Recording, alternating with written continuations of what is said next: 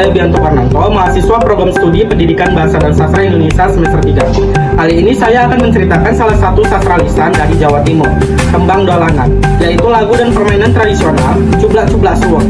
Sebelum itu saya ucapkan terima kasih kepada dosen pengampu mata kuliah Sastra Lisan, Ibu Sri Ulina Barubinti, SPD IPG.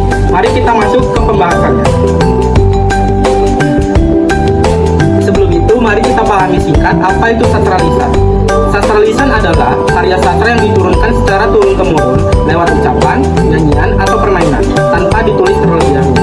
Contohnya seperti cerita rakyat, peribahasa, pantun, dan lagu daerah.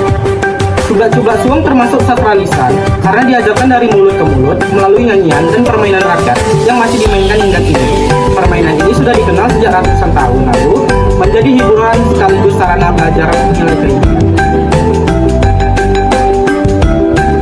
Lagu Cublak-Cublak Suweng diciptakan oleh Sunan Giri sekitar tahun 1942 Masehi. Walaupun terdengar seperti lagu permainan biasa, lagu ini sebenarnya mengandung makna dan ajaran moral yang sangat dalam. Sunan Giri menyelipkan pesan agar manusia tidak mencari kekayaan hanya demi hawa nafsu, karena kebahagiaan sejati ada pada hati yang bersih dan nurani yang hidup. Dalam permainan Cublak-Cublak Suweng, anak-anak akan melakukan homdipa untuk menentukan siapa yang menjadi Pak Empong.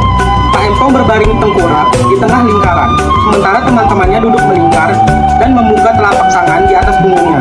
Sebuah benda kecil seperti biji atau batu dipindahkan diam-diam dari satu tangan ke tangan lain sambil menyanyikan lagu. Cublak-cublak suweng, suwengnya tinggal lenter, bambu ketundung godel, Pak Empong lera lere sopong guyun dele kake sir, sirpong dele kopong sir, sirpong dele kopong. Setelah lagu selesai, Pak Empong harus menebak di tangan siapa benda kecil atau suweng itu berada.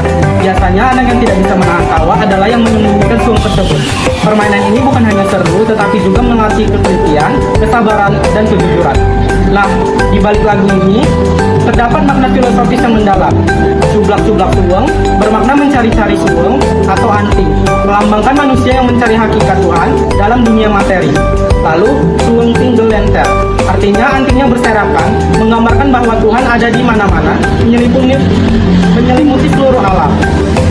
Mambu ketundung budel berarti berbau diusir anak kerbau, melambangkan orang yang belum sadar akan keberadaan Tuhan karena pikirannya masih kekanak-kanakan. Lalu, Pak Empong lera-lere menggambarkan orang yang sudah tua tapi masih kebingungan mencari Tuhan, melihat ke kiri dan ke kanan tanpa menemukan arah. Sompong guyun dari kaki bermakna yang tertawa adalah yang menyembunyikan, menggambarkan orang yang telah menemukan Tuhan selalu bahagia tapi merahasiakan kebahagiaan spiritualnya dan hanya tersenyum dalam diam.